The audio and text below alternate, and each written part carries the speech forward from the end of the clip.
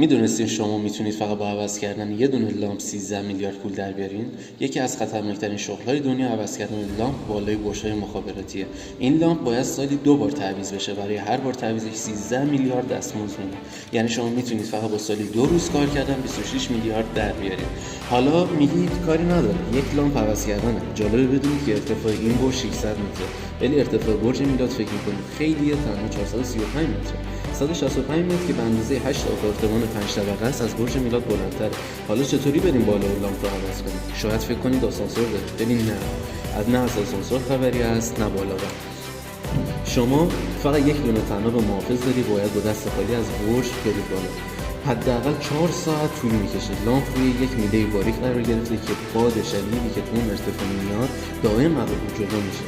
کافیه یک لحظه ازش دستتون سر بخوره، درجه به دیار باقی میشه تابید. وقتی موفق میشید لامپ رو عوض کنید